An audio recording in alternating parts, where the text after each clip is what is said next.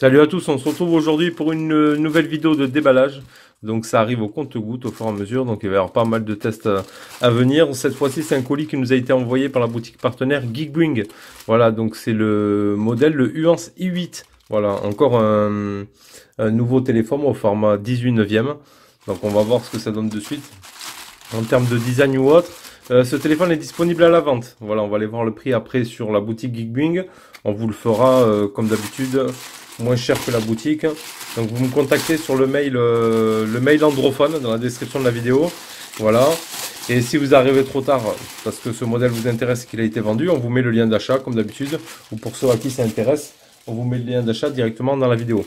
Donc on remercie une fois de plus la boutique Geekbring, voilà, de nous envoyer des produits en test. Alors je me trompe pas, c'est le Uance, c'est une jolie boîte, hein. Ça change un petit peu. Alors la boîte, elle est un petit peu bougnée, juste un petit peu ici. Tant que le téléphone n'a rien, bon ça va, elle reste propre et tout. Donc une boîte assez sympa, hein. On n'est pas dans le format S8 là, comme tous les autres. On est dans le format i8. Alors, qu'est-ce qu'on retrouve ici? On retrouve donc le nom Uance i8, Android 7, 5,7 pouces en IPS. C'est de l'HD+. Voilà, c'est du 1440 par 720. On retrouve 4 Go de RAM, 64 Go de ROM, un capteur d'empreinte, Bluetooth, Wi-Fi, GPS, ok. Le MT6750T, on le retrouve sur pas mal d'appareils. Ils ont un peu tous les mêmes caractéristiques, hein. 3500 de batterie. Les dimensions, caméra arrière, donc 16 plus 3 mégapixels et 8 devant. Voilà, la 4G, on est sur B1, B3, B7, B8 et B20. Voilà, et on est sur le modèle i8 couleur black. Voilà, donc on a une boîte bleue et un téléphone noir. Alors on a quoi? Un petit papier calque, hein, si vous voulez faire un petit dessin avec le téléphone. Donc on retrouve, hop, le téléphone, je vais le poser ici en attendant. Alors une boîte qui a été un petit peu décollée, parce que je pense qu'à l'origine ça c'est collé sur le bas. Ouais, ça s'est baladé un petit peu. Bon, un petit guide manuel rapide. Ça, on va le remettre là. Alors, je pense que ça c'était plutôt à l'intérieur. Je sais pas ce qu'ils ont branlé avec la boîte. Et sur la partie droite, on n'est pas sur un package haut de gamme, hein, donc c'est un peu du vrac. Le chargeur logoté Uance, on est sur du 5 volts 2000 mAh, donc sur du 2 ampères. Donc voilà, on devrait être sur une charge plutôt correcte. Une charge rapide normalement. Donc de ce côté-là, ça c'est ok. De l'autre côté, on va retrouver le câble. Donc câble USB type C, voilà, USB type C et l'adaptateur USB type C vers jack 3.5 car monsieur Jack doit être absent. Donc voilà pour l'intérieur de la boîte. Hop, on remet tout ça correctement.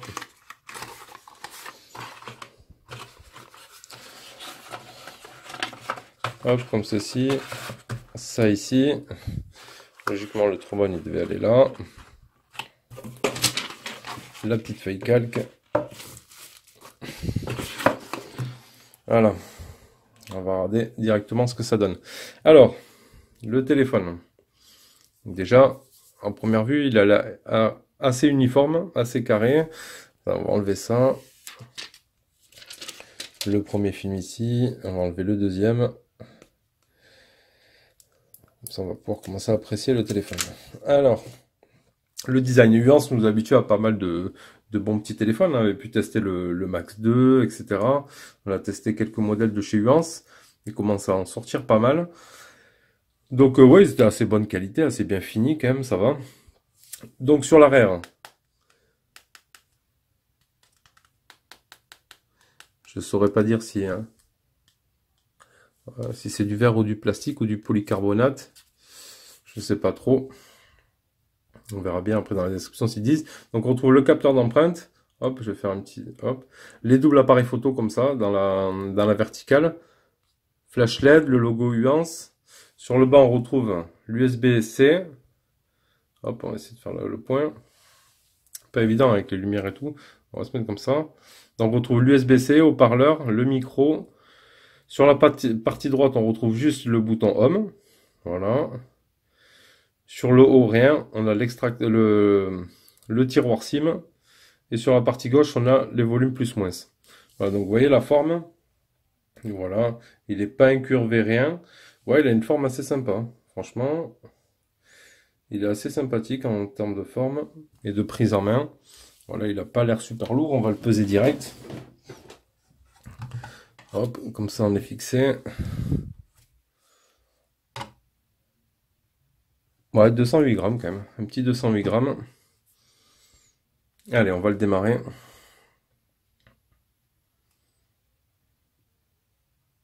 J'espère qu'il y a de la batterie. Il a vibré.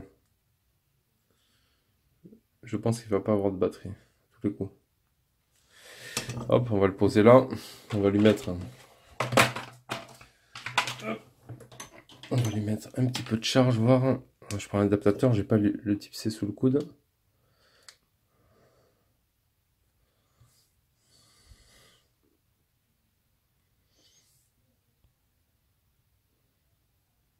Ouais, la batterie vide.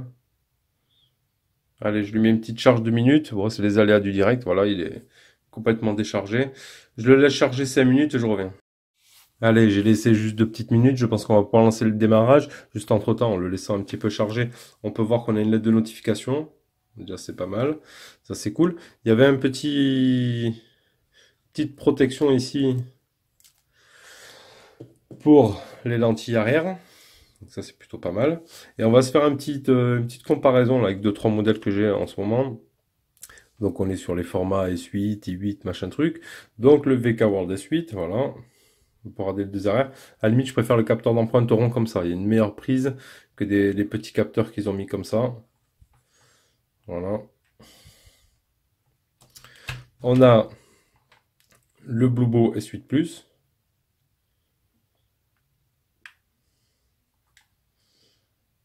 Voilà. On a quoi encore ici?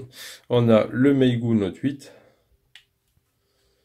Voilà. Il y a vraiment le Meigu qui se démarque un petit peu avec les capteurs photo à l'horizontale.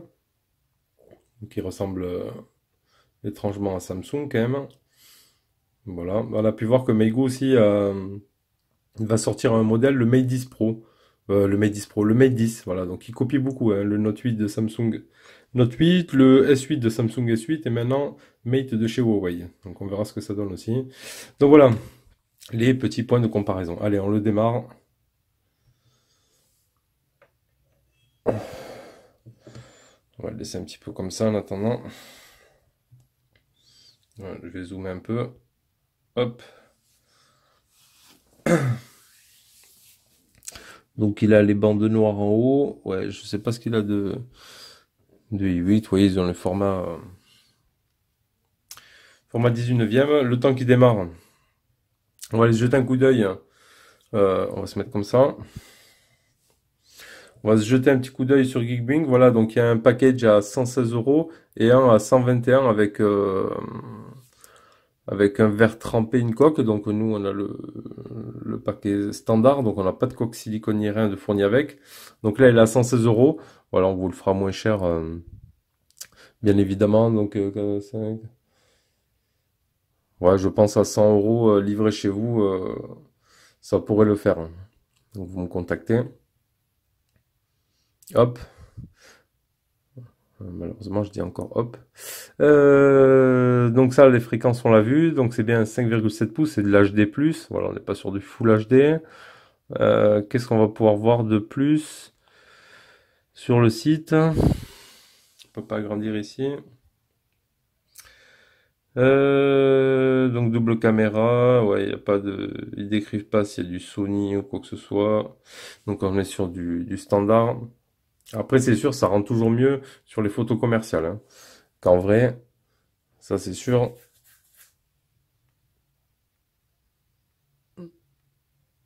Il y a encore Face ID, ça va le mettre tous maintenant. Il y a 10 touches, un multitouche, donc ça on le verra lors du test. Le multitask, donc apparemment on a le double écran. Les 3500 de batterie. Là, allez, on va dessus. Ah ben, on n'a même pas de configuration, rien. Comme s'il avait déjà été configuré en fait. Non, c'est un peu bizarre. Donc on retrouve les boutons un peu à la Samsung aussi. On peut les cacher, on peut les lever. Je pense qu'on pince. Donc ils ont tous les mêmes ROM en ce moment là. Que ce soit le Bluebo, le VK World, le Meigu. On est de moins en moins sur de l'Android stock. Et on a cette surcouche qui doit être faite par je sais pas qui. Donc c'est pas les surcouches de chez Uance ou de chez machin. Elles sont disponibles. Ils les mettent ou non sur les appareils. Donc là a priori ils choisissent ça. Parce que là, on peut voir qu'on a les mêmes choses. Donc, on va mettre un fond d'écran où on peut voir un petit peu la coloris de l'écran. Dans les 4%, je vais le débrancher. Le temps de le prendre en main. Non.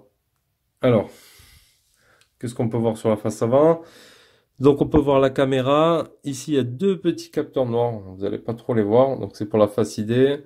L'aide de notification, on l'a vu. Après, il y a le capteur de proximité, le haut-parleur. Ok, ça on est bon. Donc du coup, on s'est pas fait le capteur d'empreinte. On va aller directement dans sécurité, langue et saisie. On va mettre de suite en français. On ajoute la langue. Français, France. Ok. On enlève l'anglais, l'espagnol. Voilà, on est en français. Là. Donc on va aller dans sécurité, empreinte digitale, continuer, ajouter une empreinte et schéma. Là c'est bizarre, tac, il a déjà été préconfiguré. Afficher tous les contenus, oui. Suivant, on localise le capteur. Donc on l'a juste là.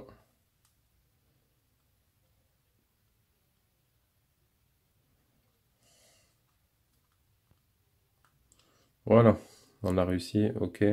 Je le verrouille, comme ça on se teste ça. Donc je fais un premier déverrouillage avec schéma. Elle est rapide. Un peu plus rapide du moins. Donc vous l'entendez dès que je touche. Donc là c'est plutôt correct. Moi je préfère les capteurs ronds comme ça, hein. Donc après c'est chacun ses goûts et ses couleurs bien sûr. Bon, Face ID, je le ferai lors du test. Ça, c'est pas dramatique. Donc là, on voit qu'on est sur de l'Android avec la petite surcouche. Ouais, régler la Wi-Fi, ouais, parce que du coup, on n'a rien paramétré. Vu qu'il nous a rien demandé. Hop, je mets mon mot de passe.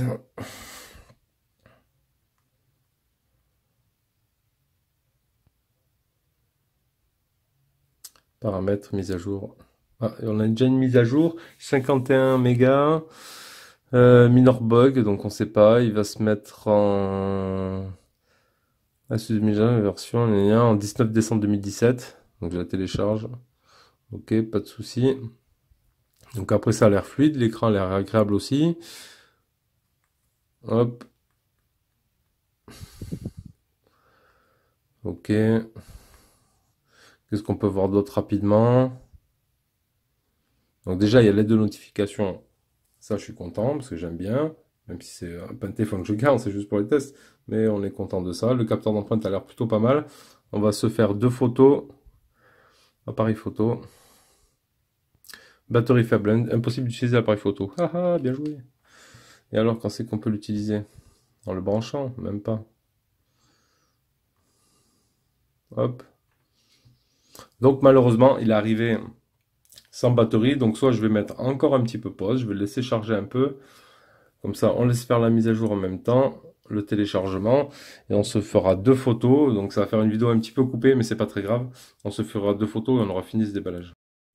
Voilà, donc pour la batterie, il faut dépasser les 5% pour pouvoir l'utiliser si vous êtes en panne de batterie. Donc s'il vous reste moins de 5%, ou à partir, ou même 5%, sachez, vous pouvez plus prendre de photos. Voilà. Bon, je sais pas si ça le fait pour tout le monde d'ailleurs. C'est un truc qu'on n'a pas l'occasion de tester tous les jours non plus. Donc, là on est bon. Batterie faible, impossible d'utiliser le flash. Donc après, les 5%, on peut ouvrir l'appareil photo. Mais on ne peut pas utiliser le flash. Donc on est en 16 mégapixels en 16 neuvième. Donc ça, c'est tout bon. Ça, c'est impeccable. Ouais, je check mon câble du coup. Là, on va se mettre comme ça.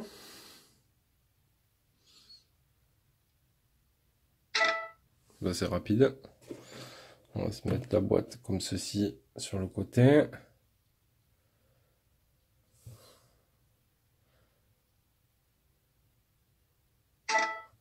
Là, des photos autorisées.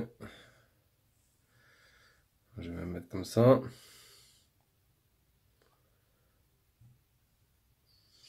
Ça se ressemble, on dirait, un peu avec les autres téléphones quand même, hein. On est un peu sur les mêmes gammes de prix, tout ça. On n'a rien de plus extraordinaire ou quoi. Voilà, c'est propre, on peut le voir, hein. C'est net. Là aussi. Ouais, c'est même peut-être légèrement un peu plus net que le Meigu VK, je sais plus. Ouais, c'est pas trop mal. Bon, on verra après dans le test avec les photos en plein écran. Vous verrez largement mieux. Donc voilà ce déballage de ce voilà, Uance i8. Voilà, n'hésitez pas à dire ce que vous en avez pensé. Voilà, moi j'aime bien voilà, ça rechange un peu. On retombe sur un truc. Voilà, j'aime bien la forme comme ça, moi, uniforme. Après, bon, les autres ils ont les coques, mais les autres ils sont un peu plus arrondis sur l'arrière. Ils sont un peu plus 2,5D. Là, c'est un format sympa. Il est pas vilain en noir. Voilà. Donc voilà. Allez, bientôt le test. Donc, bon, il y en a encore pas mal à faire. Là, mes prochaines vidéos, je pense, ce sera le test du... Ah, j'ai une petite montre à faire aussi. Et après, on attaquera ce week-end le Bluebo S8 Plus. Et très certainement le Meigu. Voilà, parce que les vidéos sont un petit peu décalées, hein. J'ai fait le... En fait, moi, j'ai filmé le déballage, j'ai oublié de le préciser dans la vidéo, du Meigu mardi. Ben, elle va être en ligne que jeudi. Voilà. Donc faut pas croire qu'on teste les téléphones que 3-4 jours. Voilà, tellement de vidéos qu'on essaie d'en poster une par jour que vous pouvez essayer de prendre le temps d'apprécier nos vidéos, de pas m'envoyer trop à la fois en fait. Voilà. Hein, donc je vous dis à bientôt pour une prochaine vidéo. Ciao ciao.